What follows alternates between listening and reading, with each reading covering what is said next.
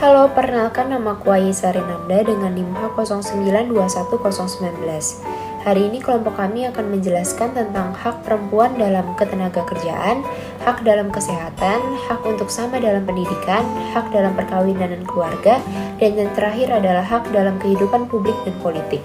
Hal pertama yang ingin saya bahas adalah hak dalam ketenagakerjaan. Setiap perempuan berhak untuk memiliki kesempatan kerja yang sama dengan laki-laki. Hal ini meliputi kesempatan yang sama dalam proses seleksi, fasilitas kerja, tunjangan, hingga upah yang setara. Selain itu, perempuan juga berhak mendapatkan masa cuti yang dibayar, termasuk saat cuti melahirkan.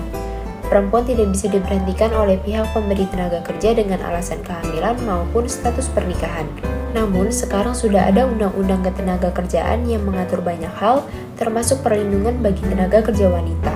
Dari sekian perlindungan diantaranya, yang pertama ada hak cuti menstruasi, yang kedua hak cuti hamil dan melahirkan, yang ketiga hak perlindungan selama hamil, yang keempat hak biaya persalinan, yang kelima hak cuti keguguran, yang keenam hak menyusui atau memerah ASI, yang ketujuh adalah larangan PHK karena menikah, hamil dan melahirkan, dan yang kedelapan adalah hak fasilitas khusus pada jam kerja tertentu.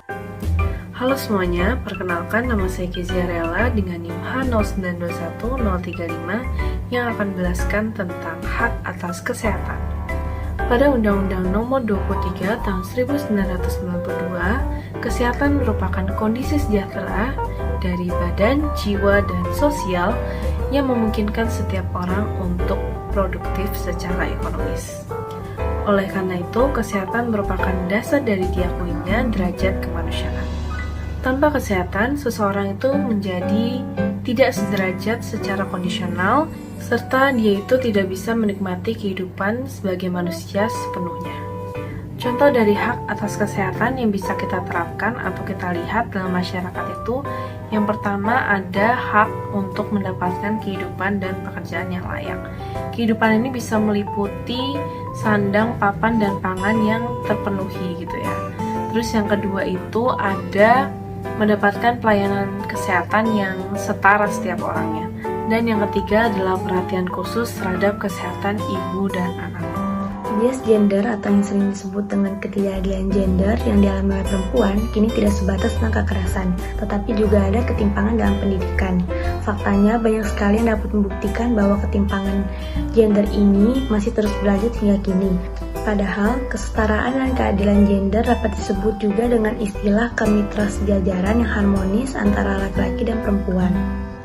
Undang-Undang Republik Indonesia Nomor 34 Tahun 1999 tentang Hak Asasi Manusia dalam pasal 48 UU dikatakan bahwa wanita berhak memperoleh pengajaran dan pendidikan yang sesuai dengan persyaratan yang telah diatur oleh pasal 60 ayat 1 yang menyatakan bahwa setiap anak berhak untuk memperoleh pendidikan dan pengajaran dalam rangka pengembangan pribadinya sesuai dengan minat, bakat, dan tingkat kecerdasannya.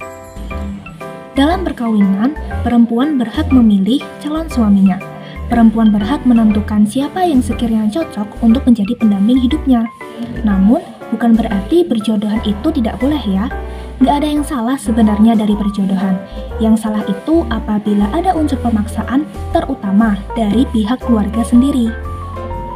Seperti di zaman orang tua kita dulu misalnya, sering ada budaya perjodohan, di mana si anak itu harus patuh terhadap apa yang diputuskan oleh orang tuanya. Apalagi ditambah adanya budaya bibit, bebet, bobot yang masih kental. Bahkan di zaman sekarang pun masih ada yang namanya perkawinan paksa, yang seharusnya si wanita itu tidak suka, nggak mau dijodohin, tapi tetap dipaksa oleh ibunya. Di dalam Undang-Undang Nomor 1 Tahun 1974 disebutkan bahwa perkawinan adalah ikatan batin antara seorang pria dan wanita sebagai suami istri dengan tujuan untuk membentuk keluarga atau rumah tangga yang bahagia dan kekal berdasarkan ketuhanan yang Maha Esa. Nah, dari bunyi undang-undang tersebut dapat diartikan bahwa untuk membentuk sebuah keluarga harus ada ikatan batin antara kedua belah pihak.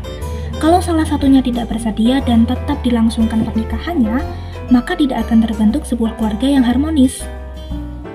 Oleh karena itu, perempuan harus berani mengungkapkan isi hatinya kepada keluarga, terutama orang tua, supaya bisa dikomunikasikan lebih lanjut dan perkawinan paksa dapat dihindari. Laki-laki maupun perempuan memiliki hak dan kesempatan yang sama dalam kehidupan berpolitik. Sejatinya, gender tidak mempengaruhi partisipasi seseorang di dalam bidang politik. Yang mempengaruhi adalah kualitas kerja serta pengabdian masyarakat yang menentukan bahwa orang tersebut layak untuk berada di dalam bidang politik. Di Indonesia, partisipasi wanita dalam kehidupan berpolitik masih rendah. Ada 20% partisipasi wanita di dalam kehidupan berpolitik, padahal pemerintah menargetkan setidaknya ada 30% partisipasi wanita dalam kehidupan berpolitik. Ada beberapa faktor yang menyebabkan angka 30% itu sampai sekarang masih belum bisa tercapai.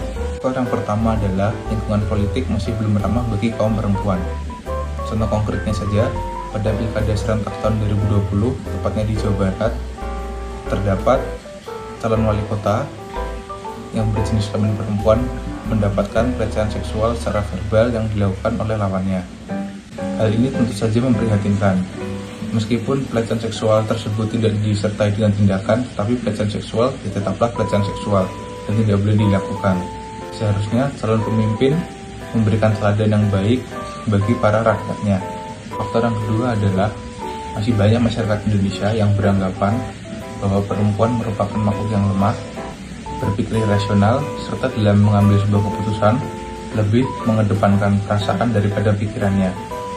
Meskipun partisipasi perempuan di dalam bidang politik di Indonesia masih rendah, tapi pemerintah memberikan progres yang baik untuk penyetaraan gender di bidang politik di Indonesia.